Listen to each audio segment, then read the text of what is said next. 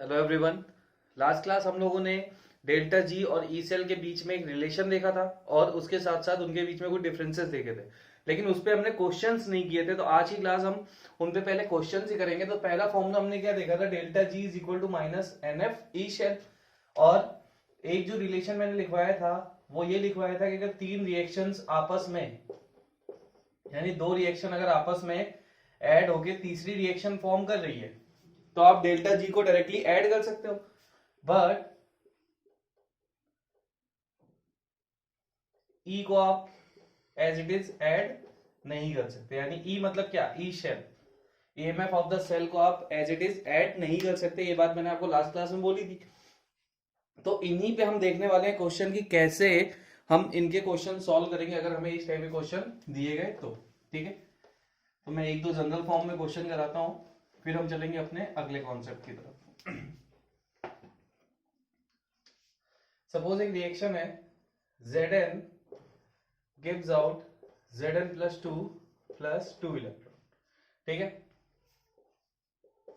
E cell इसका दिया हुआ है सपोज 3 वोल्ट। ठीक है, अब तुमसे पूछा क्या है, तुमसे वो पूछ रहा है कि फ्री गिव्स एनर्जी चेंज इस रिएक्शन का कितना होगा। ठीक है, तो हमें पता है delta G is equal to minus N F E cell के। ई शेल हमें गिवन है। ठीक है, एन की वैल्यू यहाँ पे क्या है, तो एन की वैल्यू यहाँ पे कितने इलेक्ट्रॉन दिख रहे हैं, 2। जितने इलेक्ट्रॉन हम रिएक्शन में यूज करते हैं वो एन की वैल्यू हो जाती है। एफ की वैल्यू क्या होती है, 1f is equal to 96500 coulomb.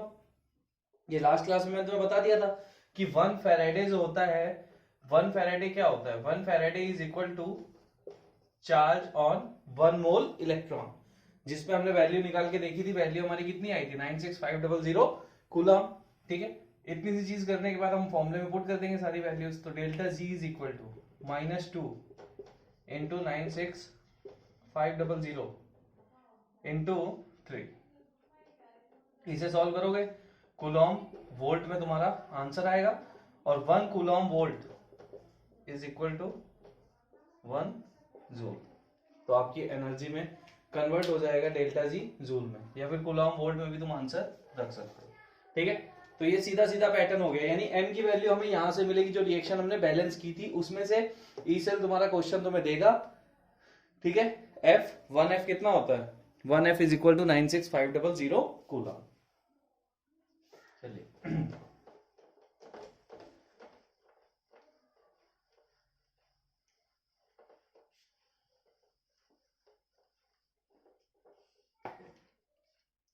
एक और क्वेश्चन लेते हैं। सपोज ए से हम a प्लस 2 बना रहे हैं, या फिर a प्लस 3 बना रहे हैं, प्लस 3 इलेक्ट्रॉन। ठीक है, इसका डेल्टा जी दिया हुआ है, delta G is equal to minus 0.25 volt.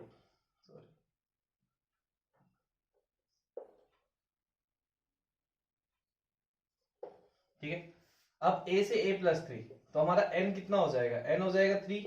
1f is equal to 96500 coulomb, यही होगा। हम फॉर्मूला लगा देंगे, delta G is equal to minus N F E cell. अब हमें फाइंड क्या करना है, हमें इस क्वेश्चन में फाइंड करना है ई सेल। ई सेल कितना होगा, तो डेल्टा जी की वैल्यू कितनी है, minus 0.25 coulomb volt is equal to minus n की वैल्यू कितनी है 3 इंटू एफ 96500, और ई शेल हमको फाइंड करना है। तो यहां से तुम फाइंड कर सकते हो ई शेल। ठीक है, ई शेल यहां से तुम कैलकुलेट कर लोगे, और ई शेल जो तुम्हारा आएगा वो वोल्ट में आ जाएगा। तो ये बहुत इजी सा फॉर्मूला है, इसमें वैल्यूज तुम्हें बस रिएक्शन बैलेंस करनी आनी चाहिए। रिएक्शन कैसे बैलेंस होती है तुम्हें पता होना चाहिए, कितने इलेक्ट्रॉन वहां पे यूज होंगे ये तुम्हें पता होना चाहिए, और बाकी डाटा तुम्हें क्वेश्चन से मिल जाएगा। अब मैं दूसरे पैटर्न पे बात करता हूं कि दूसरे पैटर्न पे जो मैंने बोला था कि हम डायरेक्टली ई शेल को क्यों नहीं ऐड कर पाते।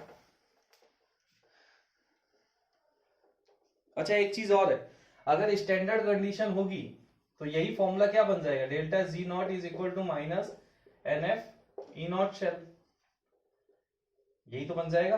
For example C U +2 electron gives Cu। इसका E नॉट शेल कितना है 0.34 वोल्ट। अब यहां से अगर डेल्टा जी नॉट कैलकुलेट करना होता, एन की वैल्यू कितनी है 2, एफ कितना है 9650, ई सेल कितना है 0.34 वोल्ट, तो डेल्टा जी नॉट तुम्हारा आ जाता। अभी जो डेल्टा जी नॉट आ रहा है और वो जो डेल्टा जी हमने कैलकुलेट किया था, ये दोनों क्या है, इनमें डिफरेंस क्या है, डेल्टा जी तुम्हारा किसी भी कंडीशन पे निकाली गई किसी भी कंडीशन पे निकाली गई वैल्यू है, ठीक है। और डेल्टा जी नॉट में हम कंडीशन को स्पेसिफाई कर देते हैं। कंडीशन क्या कर देते हैं हम, यहां पे कॉन्सेंट्रेशन 1 मोलर, टेम्परेचर तो कोई भी कंसीडर किया जाता है बट 25 डिग्री सेल्सियस, ठीक है, और प्रेशर 1 बार कर देते हैं। एक्चुअली है 1 एटीएम, आज भी हम 1 एटीएम ही कंसीडर करते हैं, लेकिन जो अभी चेंजेस आए हैं उन चेंजेस में इसको चेंज करके 1 बार कर दिया गया है, ठीक है। तो ये कंडीशन निकालने पे ये डेल्टा जी नॉट बन जाता है, मतलब standard free Gibbs energy change, और डेल्टा जी है तो इसका मतलब वो किसी भी कंडीशन पे है। तो इनके क्वेश्चन बहुत इजी होते हैं, ज्यादा डिफिकल्ट नहीं होते। बस प्रॉब्लम कहाँ आती है, प्रॉब्लम जो मैं आप क्वेश्चन कराने जा रहा इसमें आती थी, वो मैंने तुम्हें पहले ही बता दिया कि तुम्हें कैसे सॉल्व करना है। एक क्वेश्चन जैसे है, ए से A+2 इलेक्ट्रॉन, A+2 से A+3 इलेक्ट्रॉन है, ये दो रिएक्शन दी हुई है। सपोज कर लेते हैं इसका जो ई शेल है वो दिया हुआ है 9 वोल्ट और इसका जो ई शेल है वो दिया हुआ है 3 वोल्ट, ठीक है। अब ये दो रिएक्शन है, इन रिएक्शंस को अगर मैं ऐड करूं तो ऐड करने के बाद मुझे एक रिएक्शन मिलेगी, A gives A+3 + 5 इलेक्ट्रॉन, ये मिलेगा मुझे, सॉरी यहाँ पे 1 इलेक्ट्रॉन होगी, क्योंकि A+2 से हमने +3 भेजा ना, सिर्फ 1 इलेक्ट्रॉन का चेंज आएगा, +3 इलेक्ट्रॉन, ये रिएक्शन होगी। और ये हो जाएगा, इसको बोल देता हूँ E1 शेल, ये E2 शेल और ये E3 शेल, ये हमें नहीं पता, ठीक है, ये हमें कैलकुलेट करना है। तो हमारा आंसर ऐसे नहीं हो जाएगा दैट E3 = E1 + E2, बिल्कुल नहीं। अगर तुम ऐसे कर दोगे 9 + 3 = 12 वोल्ट, तो ये गलत हो जाएगा, क्योंकि आपका जो ईएमएफ ऑफ द सेल है वो एडिटिव नहीं है। आप दो सेल को कंबाइन करके तीसरा सेल बना रहे हो, तो आप ऐसा नहीं कि दो हाफ रिएक्शंस को आपने ऐड किया तो उनके ईएमएफ भी एज इट इज ऐड हो जाएंगे। अब आप सोचोगे कि हम ई नॉट सेल वगैरह निकाल रहे थे तो हम क्या कर रहे थे, अगर ऑक्सीडेशन पोटेंशियल और रिडक्शन पोटेंशियल में अलग अलग दिया तो हम सीधा सीधा ऐड कर रहे थे, यही तुम्हारे दिमाग में आएगा।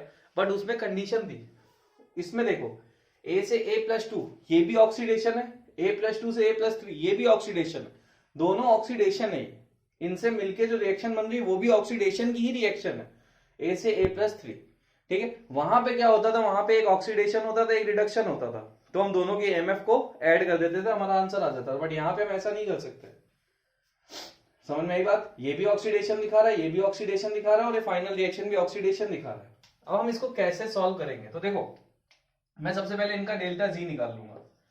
डेल्टा जी = -NF, ई शेल हो जाएगा, एन की वैल्यू कितनी है, जितने इलेक्ट्रॉन है, -2 × F × ई सेल है 9, तो हो जाएगा -18F, ठीक है। इसका डेल्टा जी आ गया -18F, इसका भी निकाल लेते हैं।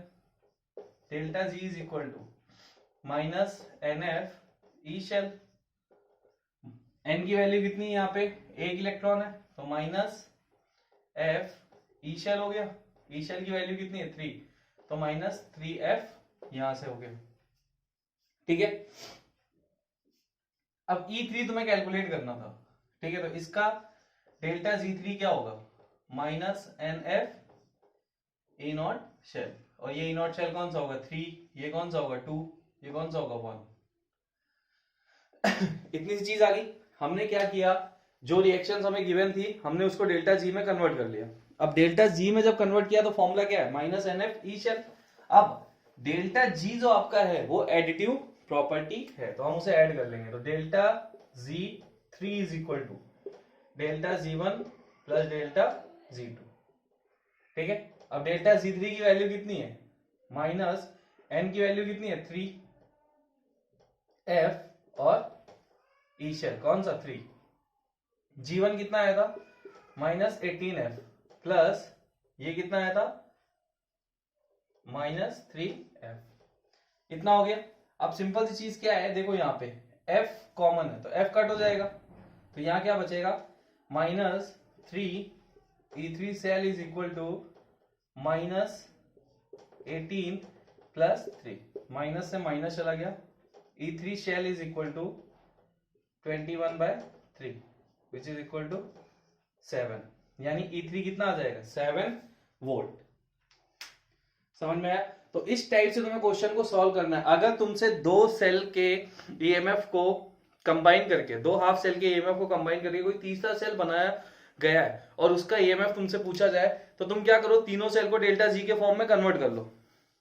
Delta G is equal to minus N F E cell, ये फॉर्मूला लगा के तीनों को डेल्टा जी में कन्वर्ट कर लो, और ये फॉर्मूला लगा दो delta G three is equal to delta G one plus delta G to.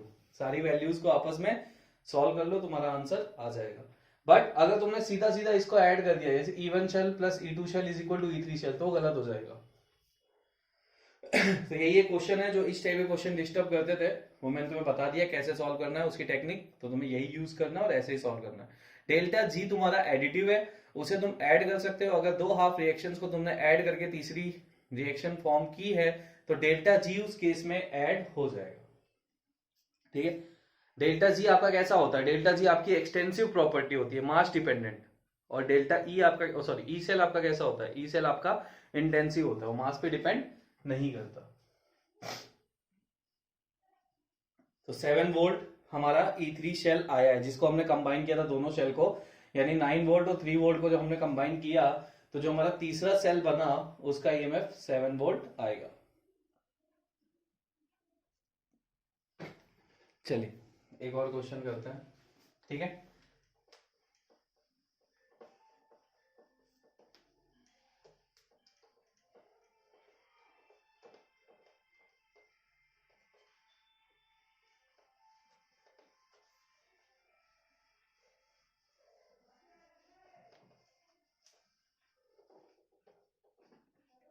एक क्वेश्चन लेते हैं अपन। सपोज Cu को हमने कन्वर्ट किया Cu प्लस में विथ हेल्प ऑफ 1 इलेक्ट्रॉन, और अगेन हम Cu प्लस को कन्वर्ट कर रहे हैं Cu प्लस 2 में 2 इलेक्ट्रॉन, सॉरी 1 इलेक्ट्रॉन निकाल के, ठीक है। इनको कंबाइन किया मैंने, तो मेरी रिएक्शन बन रही है Cu gives Cu plus 2 plus 2 electron, ये मेरी रिएक्शन बनी। अब इसका डेल्टा G1 दिया हुआ है सपोज 0.2 कूलॉम मोल, इसका ई शेल दिया हुआ है 0.2 या फिर 0.4 वोल्ट, ठीक है। और इसका डेल्टा Z3 यानी इसका डेल्टा G तुमसे पूछा है। अब क्वेश्चन में क्या है, सारी चीजें उसने चेंज कर दी, एक में डेल्टा G1 की वैल्यू दे दी, इसमें ई शेल दे दिया, और इसमें डेल्टा G ही पूछ लिया। तो हमारा सीधा सीधा क्या है, एक कंबाइन फॉर्म में, तो हम क्या करेंगे, हम इक्वेशन लगा देंगे delta Z3 is equal to delta G1 plus delta Z2। हमें डेल्टा G निकालना है Z3, सीधा सीधा 0.2 प्लस, अब देखो ई शेल दिया हुआ है, तो तुम यहां से क्या कर सकते हो, तुम इसे कन्वर्ट कर सकते हो किसमें, ई शेल से डेल्टा जी में कन्वर्ट कर सकते हो ना इसे। तो यहां से क्या हो जाएगा, delta G is equal to minus N F E cell, ये हो जाएगा। तो इसको कन्वर्ट करेंगे तो ये क्या हो जाएगा, minus N F E cell. इसको सॉल्व कर लोगे, जो भी आंसर आएगा वो तुम्हारा डेल्टा Z3 बन जाएगा, ठीक है।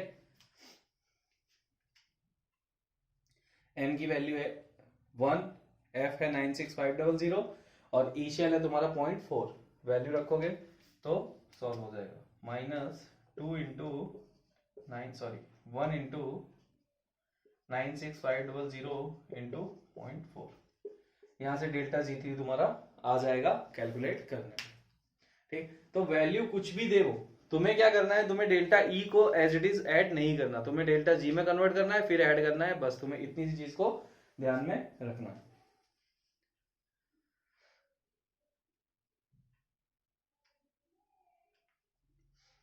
चलिए तो इस पे बाकी क्वेश्चंस भी ऐसे ही है, ठीक है। यानी वो तुम्हें सिर्फ स्विच करेगा, तुम्हें किसी का ई शेल दे देगा, डेल्टा जी छुपा लेगा, किसी का डेल्टा जी दे देगा, ई शेल नहीं देगा। मतलब वो तुम्हें पहले कैलकुलेट करवाएगा फिर तुमसे सॉल्व करवाएगा। अब एक रिलेशन है जो आपने थर्मोडायनेमिक्स में पढ़ा होगा, delta G is equal to delta G naught plus R T L N Q. ये रिलेशन आपने पढ़ा होगा। क्यू क्या है? क्यू यहाँ पे है रिएक्शन क्वेश्चन, ठीक है।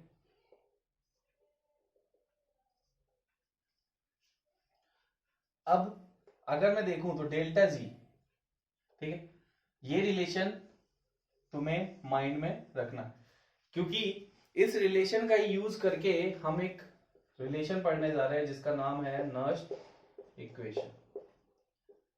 तो ये रिलेशन थर्मोडायनामिक्स से डिराइव्ड है, ठीक है। अब मैं अगर इस रिलेशन को उठाऊं तो मैं इस रिलेशन को क्या उठाऊंगा, delta G is equal to delta G naught plus R T L N Q, ठीक है। डेल्टा जी क्या हो जाएगा, minus N F E cell, delta G naught क्या हो जाएगा, minus N F E naught cell plus R T L N Q. ये चीज हो गई, ठीक है भाई। अब minus N F E cell minus N F E naught cell, अगर मैं एन एफ कॉमन ले लूं तो क्या हो जाएगा, तो ये हो जाएगा E cell is equal to E naught cell minus R T upon N F L N Q, यही होगा। तो अब देखो इस रिलेशन को ध्यान से देखो, इस रिलेशन में क्या है, इस रिलेशन में तुम ई सेल फाइंड कर सकते हो अगर तुम्हें ई नॉट सेल पता हो, ठीक है। और बाकी सारी वैल्यूज होती हैं वो कांस्टेंट वैल्यूज होती हैं। चलिए देखते हैं अपन कैसे। देखो मैंने यहां से माइनस एन एफ कॉमन लिया तो माइनस कट हो गया, बीच में माइनस साइन आ गया। अगर मैं इस फॉर्मूले को और एक्सप्लेन करूं तो E cell is equal to E naught cell minus 2.303 R T upon N F log Q, ये आ जाएगा। अब मैं तुम्हें ऑलरेडी बता चुका हूं कि क्यू क्या होता है, रिएक्शन क्वेश्चन क्या होता है। कोई भी रिएक्शन अगर तुम्हारे सामने दी हो तो प्रोडक्ट अपॉन रिएक्टेंट जो आएगा वो रिएक्शन क्वेश्चन होगा। तो सबसे पहली चीज, नर्स्ट ने ई सेल कैलकुलेट करने का फॉर्मूला दे दिया था। देखो नर्स्ट से पहले हमने जो रिलेशन पढ़ा delta G is equal to minus N F E cell, उससे भी हमें ई शेल मिल जाता है। लेकिन हमारे पास अगर प्रोडक्ट और रिएक्टेंट की कॉन्सेंट्रेशन हो, ये सारी वैल्यूज कांस्टेंट होती है, हमें पता होती है, ई नॉट शेल हो हमारे पास, तो हम ई शेल को भी कैलकुलेट कर सकते हैं जो कि नर्स्ट इक्वेशन होती है। अब जैसे मैं इसको एग्जांपल से ले लूं, ठीक है, मैं थोड़ा सा रफ कर रहा, इसको नोट डाउन करो। ये रिलेशन हम उठाएंगे। जैसे मैं एक एग्जांपल ले रहा,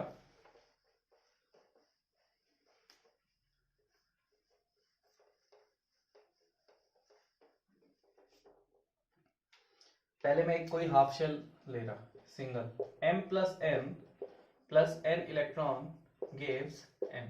सपोज हमारी ये कोई रिएक्शन है, क्योंकि देखो जो ई शेल दिया हुआ है मैंने तुम्हें पहले ही बताया था, E cell is equal to E naught cell minus 2.303 R T upon N F log Q, ठीक है। अब देखो ये 2.303 कैसे आया, तो ये जेई वालों को तो पता होगा और नीट वालों को भी पता होगा, ठीक है, तो इस पे तो बात नहीं करते। E cell is equal to E naught cell, ठीक है, ये फॉर्मूला है। अब ये जो ई शेल है ये भी रिडक्शन पोटेंशियल के फॉर्म में निकलता है और ये ई नॉट शेल है ये भी रिडक्शन पोटेंशियल के फॉर्म में निकलता है, ठीक है। तो ये चीज ध्यान रखना, इसलिए हमने रिएक्शन कौन सी ली है, रिडक्शन वाली।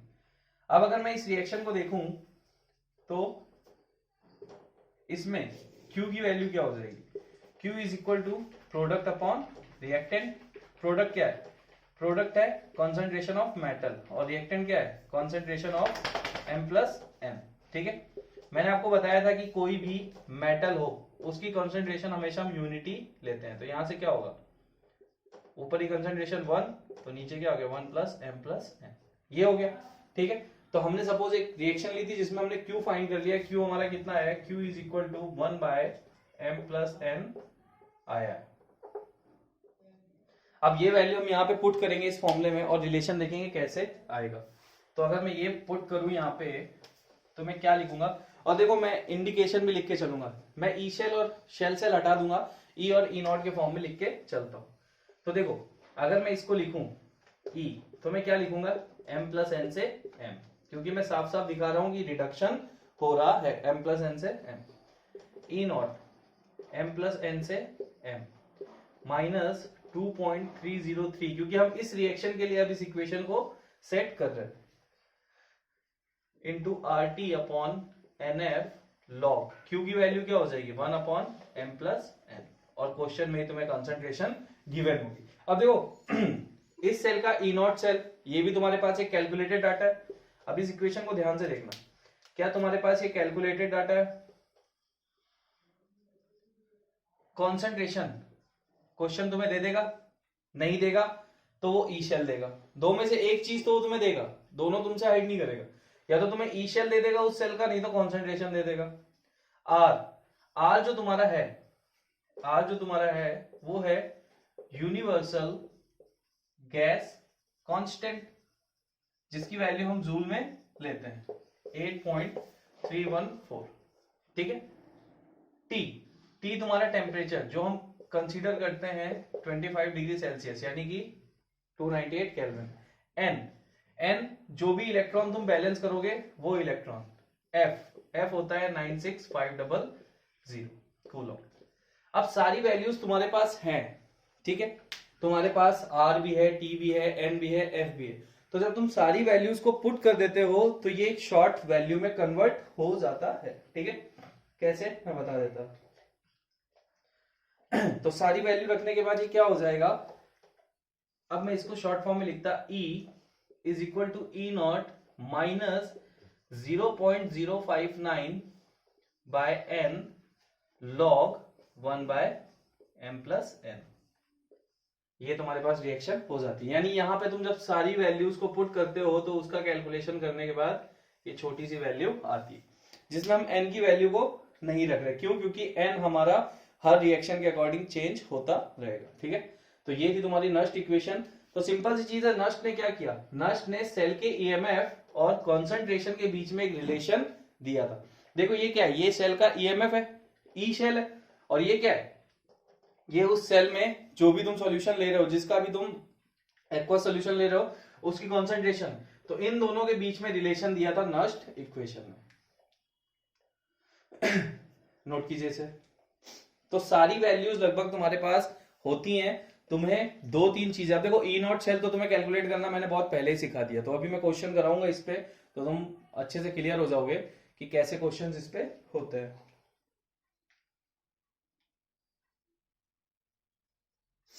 नोट कर लीजिए इसे।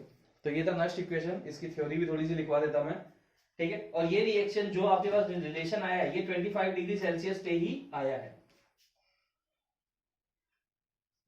तो नस्ट इक्वेशन जो बोला हमने, क्यों बोला, क्योंकि नस्ट ने क्या किया था, नस्ट ने सेल के ईएमएफ और सॉल्यूशन के कंसंट्रेशन के बीच में एक रिलेशन स्टेबलाइज कर दिया था, और उस रिलेशन से हम क्या कर पा रहे थे, हम सेल का ईएमएफ कैलकुलेट कर पा रहे थे। अब कोई भी सेल तुम लोगे, तुम्हें कॉन्सेंट्रेशन तो पता होगी, अगर सेल का ईएमएफ नहीं पता तो कॉन्सेंट्रेशन तो तुम्हें पता है ना, कि तुमने उस सेल में कितनी कॉन्सेंट्रेशन ली, तो तुम उस कॉन्सेंट्रेशन से उस सेल का ईएमएफ कैलकुलेट कर सकते हो। ई नॉट सेल, कोई भी सेल तुम्हें दिया होगा, ई नॉट तुम्हारा कैलकुलेटेड डाटा है। ये बहुत पहले से बोलता आ रहा हूं कि क्वेश्चन तुम्हें हमेशा ई नॉट की वैल्यू देके रहेगा।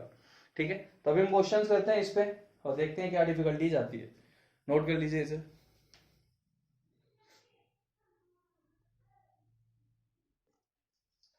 चलिए मैं इसे रफ कर देता हूं।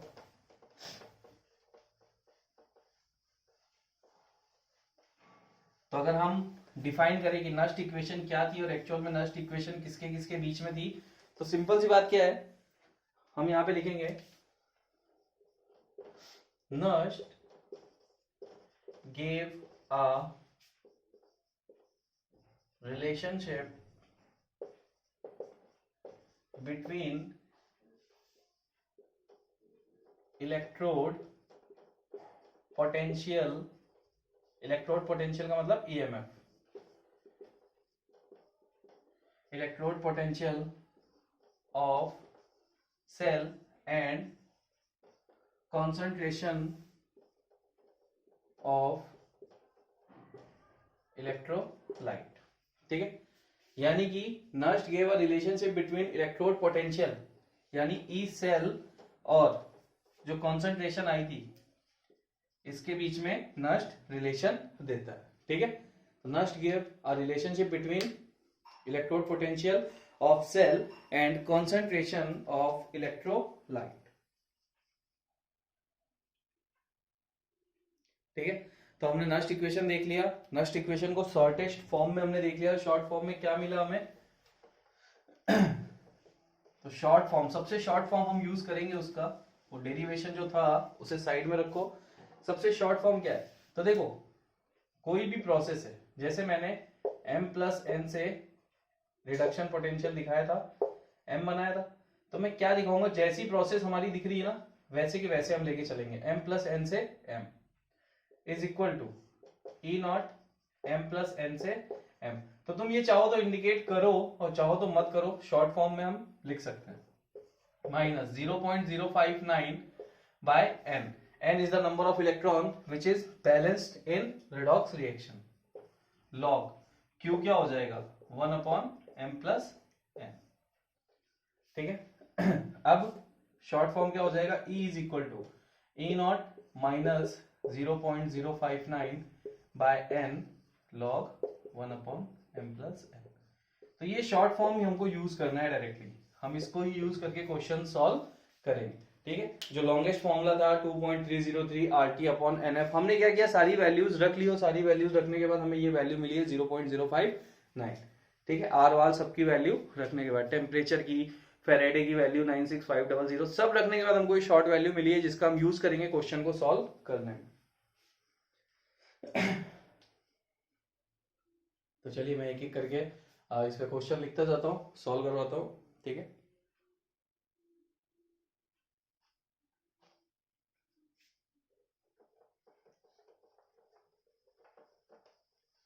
तो डेल्टा जी वाले जो क्वेश्चन मैंने अभी कराए थे वो बहुत इजी होते हैं, तो उनको आप लोग अच्छे से समझ जाओ कि ई सेल आप डायरेक्टली कैलकुलेट नहीं कर सकते, आप डेल्टा जी में कन्वर्ट करो और ई नॉट निकाल लो या ई सेल निकाल लो, जो भी तुम्हारा निकालना हो। चलिए हम क्वेश्चन से स्टार्ट करते हैं। पहला क्वेश्चन है, zinc rod is dipped in 0.1 m solution of ZnSO4। ठीक है, the salt is dissociated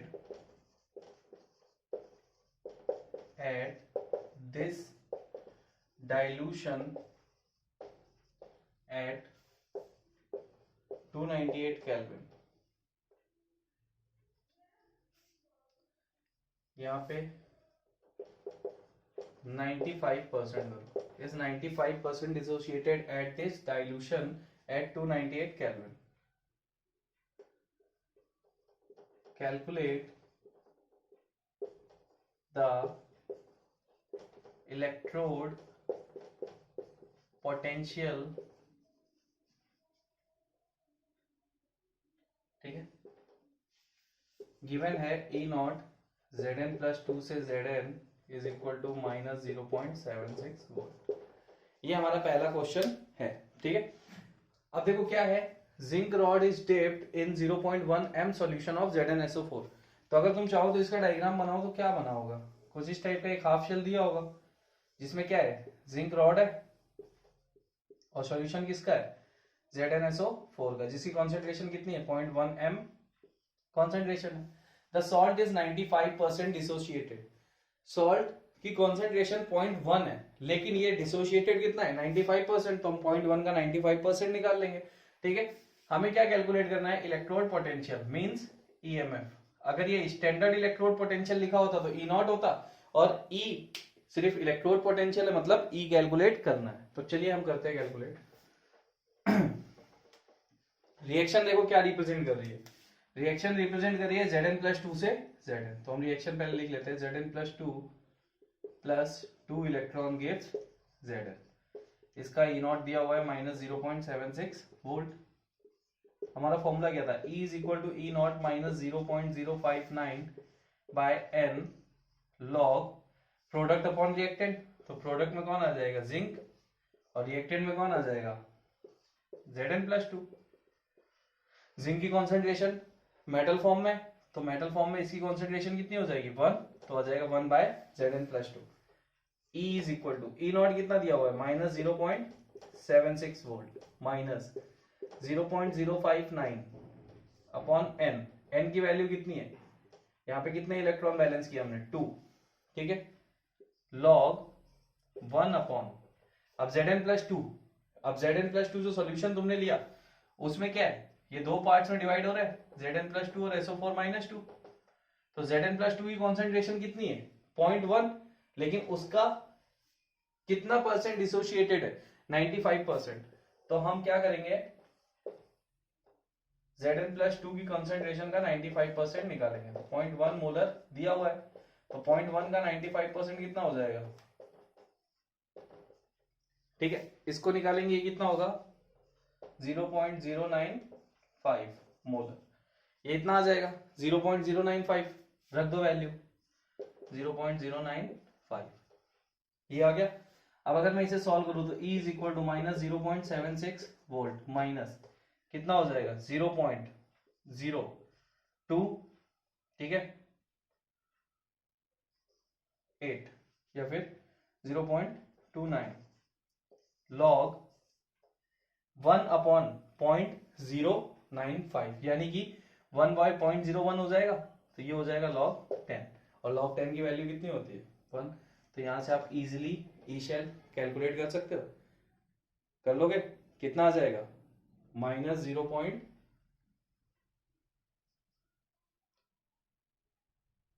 देखो सॉरी, देख ये कितना हो जाएगा, इसको अप्रोक्सीमेट ले लो ना, तो ये कितना हो जाएगा -0.03 हो जाएगा। इसको सॉल्व कर लो तो कितना आ जाएगा -0.79 वोल्ट। ये तुम्हारा आंसर आ गया।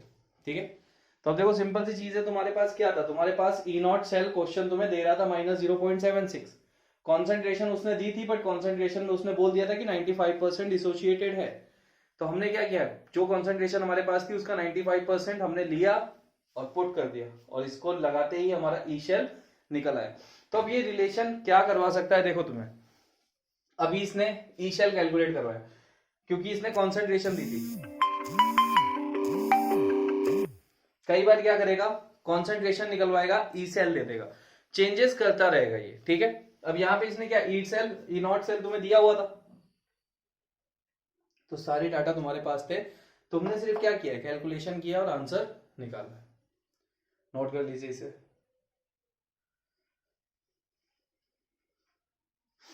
इसमें क्वेश्चन लिखने में टाइम वेस्ट हो रहा है, तो मैं वीडियो पॉज करके क्वेश्चन लिखता, आप नोट कीजिए इसको, मैं दूसरा क्वेश्चन लिखता, अपन डायरेक्टली उसे देख लेंगे। हटा दूं इसे, तो बहुत इजी है, बहुत सिंपल है, फॉर्मूला में याद रखना है, बात खत्म, सारी चीजें तुम्हें क्वेश्चन से मिल जाएंगी। इस चैप्टर में बस डिफिकल्टीज होती है वो यही सब होती है कि वैल्यू कैसे कन्वर्ट हो रही है, सारी चीजें ये हमें नहीं, मतलब एक एक जो बेसिक बताता जा रहा हूँ ना हर दिन जो तुम पढ़ रहे हो वो सब तुम्हें आगे तक यूज होने वाला है। ऐसा नहीं इस चैप्टर में तुम्हारा पीछा छोड़ देगा, नहीं, वो रहेगा। तो उन सब चीजों को अच्छे से समझते हुए चलो, पूरा चैप्टर इजीली समझ में आ जाएगा। चलिए मैं क्वेश्चन नोट कर देता हूं।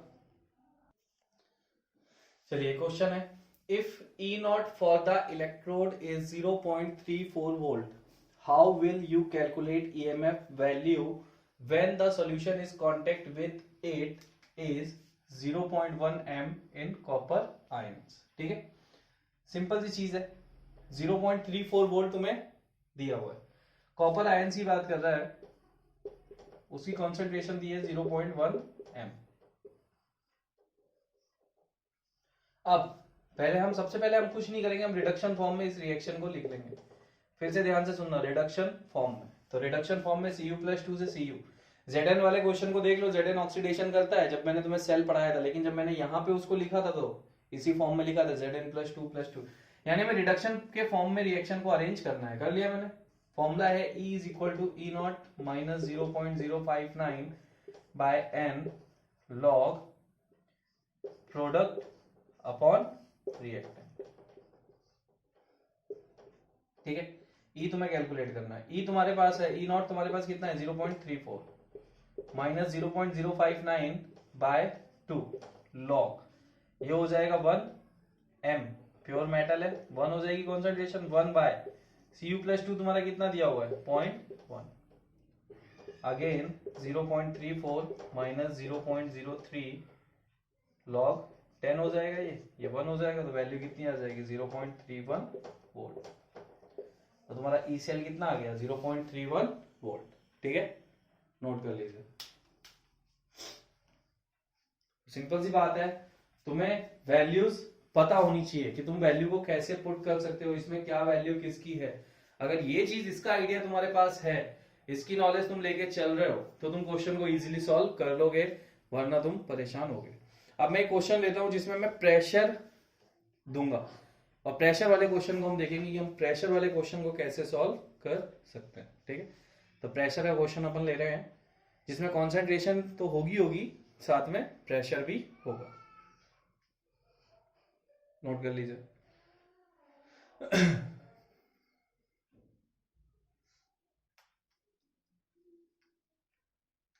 चलिए नेक्स्ट क्वेश्चन देखते हैं।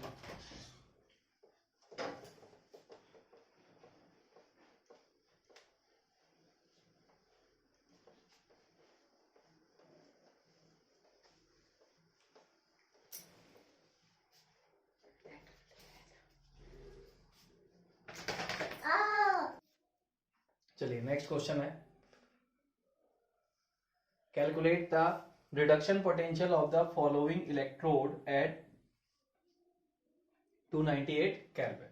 ठीक है, अब देखो उसने बोला इलेक्ट्रोड पोटेंशियल या फिर रिप्रेजेंटेशन, ये सब किसके लिए दे रहा है, वो सब इसको बोल रहा है Cl2 से Cl-, यानी ये इलेक्ट्रोड ही तो ऐसी प्रोसेस करता था ना, इलेक्ट्रोड ही तो किसी का रिडक्शन या ऑक्सीडेशन करता है। ठीक है, तो वो सेल के रिप्रेजेंटेशन को ही बोल रहे हैं। अब देखो इसमें क्या दिया हुआ है, Cl2 का प्रेशर दिया हुआ है, और वो सोल्यूशन किस सोल्यूशन में, HCl सोल्यूशन में है, जिसमें से Cl- निकल रहे होंगे, तो उसकी कॉन्सेंट्रेशन दी हुई है 0.01 m मोलर। हमें क्या निकालना है, E = अगर रिएक्शन का रिप्रेजेंटेशन यहाँ पे रिएक्शन देखना चाहो तो रिएक्शन क्या हो जाएगी, Cl2 + 2 इलेक्ट्रॉन गिव्स 2Cl-, ये रिएक्शन हो जाएगी। तो E = E0 - 0.059 by n log product upon reactant. Product में कौन है Cl- और रिएक्टेंट में कौन है Cl2, Cl-, लेकिन बैलेंसिंग कोएफिशिएंट कितना है इसका 2, तो अब क्या हो जाएगा स्क्वायर अपॉन Cl2, और Cl2 का क्या प्रेशर। ठीक है, अब यहाँ पे Cl2 गैस है, तो गैस का प्रेशर होता है, यहाँ पे तुम 1 मत रख देना, 1 सिर्फ मेटल फॉर्म में होता है। देखो यहाँ पे थोड़ा क्लियरली नहीं दिख रहा, PtCl2। ठीक है, तो यहां पे तुम क्या रखोगे, जहां पे प्रेशर दिया होगा, गैस फॉर्म में दिया होगा, वहां तुम्हें प्रेशर गिवन होगा, तुम प्रेशर को पुट करोगे। तो E = E0 की वैल्यू कितनी है 1.36 माइनस n की वैल्यू कितनी है 2 इलेक्ट्रॉन, तो वैल्यू कितनी आएगी 0.03 के आसपास, लॉग, ये समझ में आ गया ना क्या लिखा हुआ है, PtCl2 लॉग Cl- की कॉन्सेंट्रेशन कितनी है 0.01 का स्क्वायर अपॉन प्रेशर कितना दिया हुआ है, प्रेशर दिया हुआ है 2.5। अब सिंपल सी चीज है यार, देखो कौन सा, मैं तुम्हें एक चीज तुम बहुत पहले से, अब तुम यार 12th में हो, लास्ट स्टेज पे एकदम, तुम्हें ये चीज तो बहुत क्लियरली पता होगी कि गैस का प्रेशर होता है और सॉल्यूशन के कॉन्सेंट्रेशन होती है। ठीक है, तो इसके क्वेश्चंस तुमने कभी ना कभी किए होंगे, इसको पढ़ा होगा, तो ये सारी चीजें तुम्हें बताने लायक नहीं है। अब यहां से तुम क्या करोगे, E कैलकुलेट कर लोगे इजी फॉर्म में। तो ये कैलकुलेट हो जाएगा। ये जो लॉग की वैल्यू आएगी, ये लॉग की वैल्यू कितनी आएगी, ठीक है। इसे सॉल्व करोगे, लॉग की वैल्यू वगैरह सारी चीजें, और तुम्हारा आंसर आ जाएगा, ये तुम्हारा आ जाएगा। तो पुट करने के बाद, सारी वैल्यूज पुट करने के बाद आंसर आता है इसका 1.49 वोल्ट। 1.49 वोल्ट।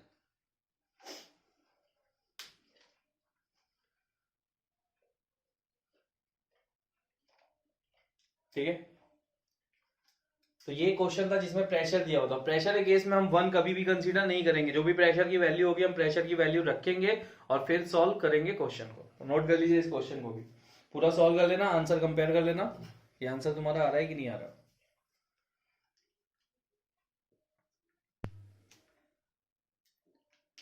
चलिए नेक्स्ट क्वेश्चन लेते हैं अपन। और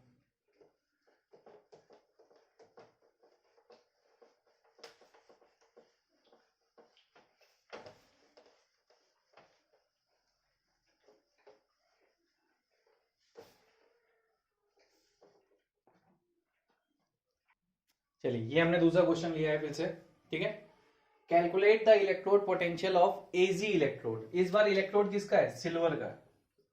एजी electrode dipped in a 0.1 m solution of AgNO3। AgNO3 break होके तुम्हें क्या देगा, Ag प्लस और NO3 माइनस। तो तुम्हें Ag प्लस की कॉन्सेंट्रेशन दी हुई है 0.1 m एट 298 केल्विन। मैंने बोला है कि नस्ट इक्वेशन या फिर इलेक्ट्रोकेमिकल इलेक्ट्रोकेमिस्ट्री में जो भी टेम्परेचर हम कंसीडर करते हैं वो जनरली 25 डिग्री सेल्सियस ही होता है, ठीक है। सेल का रिप्रेजेंटेशन और सेल का ई नॉट दिया हुआ है।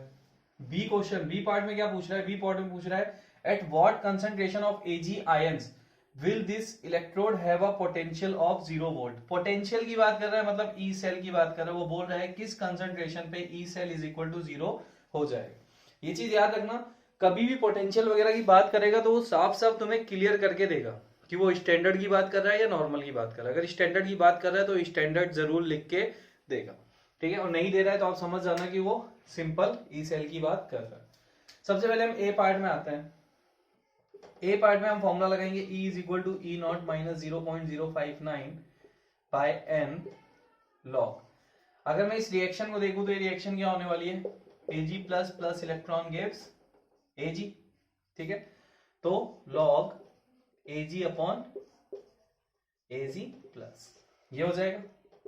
ई नॉट दिया हुआ है 0.80 माइनस 0.059, एन की वैल्यू यहाँ पे 1 है तो 1 हो जाएगी, लॉग मेटल की कंसंट्रेशन 1 हो जाएगी तो 1 अपॉन Ag प्लस हमको दिया हुआ है 0.1, रख देंगे 0.80 माइनस 0.059 लॉग 10। इसको सॉल्व करोगे तुम्हारा ई सेल आ जाएगा। ई सेल यहां से तुम्हारा कैलकुलेट हो गया, यानी पहला आंसर तो तुम्हें मिल चुका है, ठीक है। और एक चीज और, कंप्लीटली डिसोशिएटेड उसने बोला है, तो कंप्लीटली डिसोशिएटेड का मतलब क्या है कि AgNO3 कंप्लीटली Ag प्लस और NO3 में डिसोशिएट हो रहा है। पहला आंसर आ गया। हम चलते हैं बी वाले पार्ट की तरफ। तो बी वाले पार्ट को हम कैसे सॉल्व करेंगे, देखो उसने बोल दिया पोटेंशियल ऑफ 0 वोल्ट, यानी पोटेंशियल 0 हो जाना चाहिए, वो कॉन्सेंट्रेशन तुमको फाइंड करके देनी है। तो सीधा सीधा हम यहां रख देंगे 0 is equal to E naught minus 0.059 upon n log 1 by Ag plus. तो इस बार जो तुमको फाइंड करना है वो ये फाइंड करना है, ठीक है। तो ये तुम क्या कर सकते हो, इसको ई नॉट को इधर भेजोगे, E naught is equal to 0.059 by N log 1 by Ag plus. तो Ag प्लस तुम्हें कैलकुलेट करना है, ई नॉट तुम्हारे पास 0.80 वोल्ट है, एन की वैल्यू 1 है, तो तुम्हें ये चीज कैलकुलेट करनी है, ठीक है। एंटी लॉग से कैलकुलेट हो जाएगी तो तुम्हें Ag प्लस की कॉन्सेंट्रेशन मिल जाएगी जहां पे सेल का EMF 0 वोल्ट होगा। नोट कर लीजिए भाई।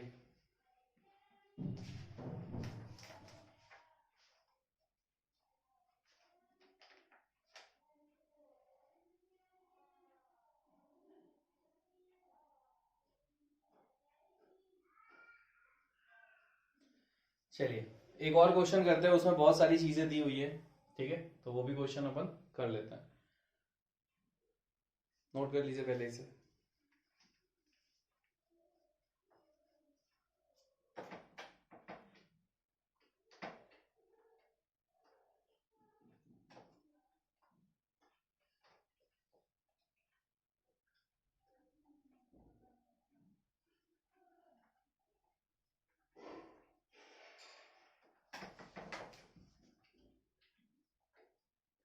कर लिया नोट?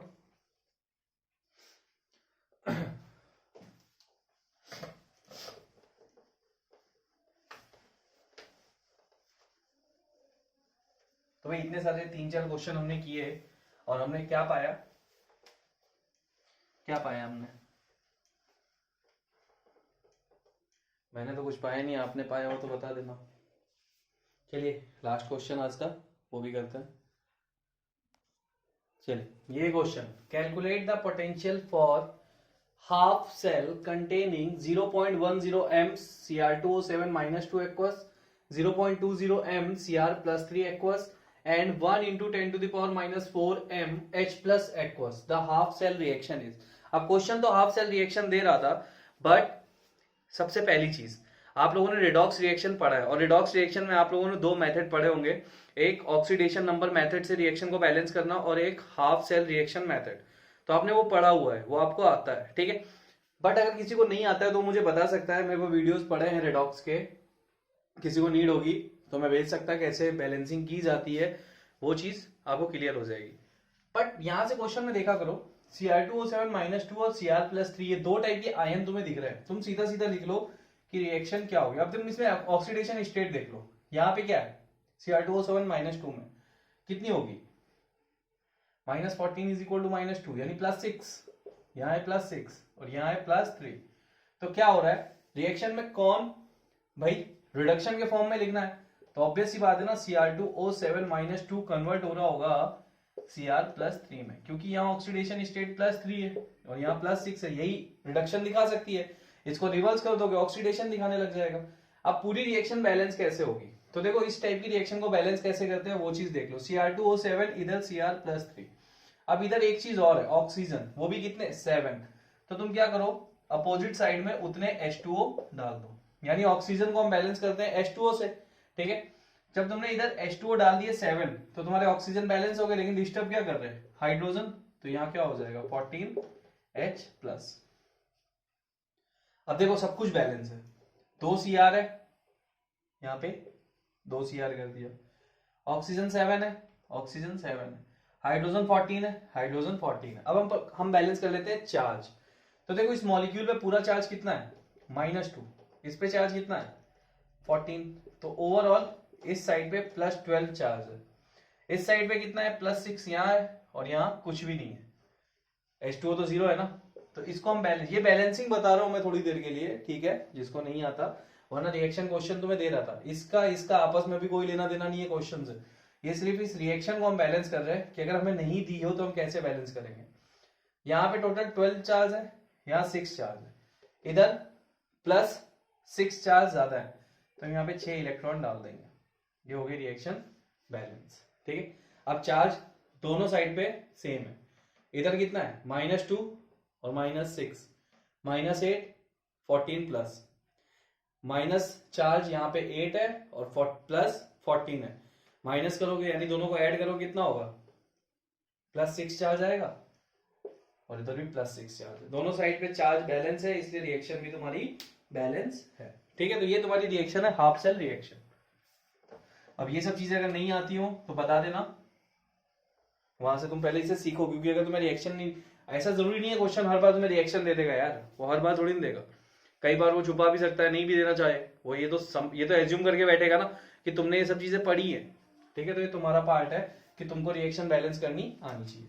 अब मैं अगर इसके लिए लिखूं E is equal to E0 -0.059/n log Q, तो Q की वैल्यू इसके लिए क्या है, Q की वैल्यू है product upon reactant, product Cr plus 3, balancing coefficient कितना है 2 स्क्वायर, H2O आपका आयन है नहीं, ना ही गैस है, ठीक है, डिवाइड बाय Cr2O7 -2, इसके सामने कोई कोएफिशिएंट नहीं है इसलिए कुछ भी नहीं,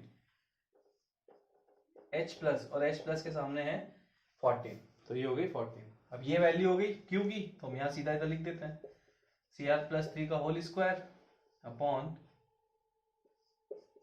Cr2O7 -2 H प्लस का होल 14।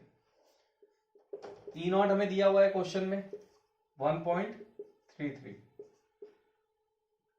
माइनस 0.059, n की वैल्यू कितनी है, इस रिएक्शन में इलेक्ट्रॉन कितने बैलेंस हुए 6, लॉग Cr+3 की कंसंट्रेशन कितनी है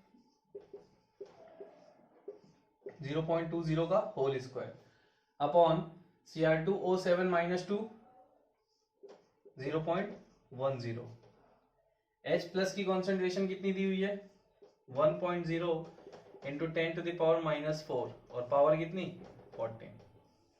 इसको आप सॉल्व करोगे तो आपका E मिल जाएगा। अब देखो इसमें सॉल्यूशन पार्ट ही थोड़ा सा बड़ा है, बाकी तो कुछ भी नहीं है इसमें, ठीक है। इसको सॉल्व करेंगे तो 1.33 वोल्ट माइनस 0.059 बाय 6, इसको सॉल्व करने में वैल्यू आएगी लॉग 0.4 इंटू 10⁻56, ठीक है। लॉग की पूरी वैल्यू कैलकुलेट करने के बाद इतना आएगा कैलकुलेशन, लॉग 0.4 इंटू 10⁻56।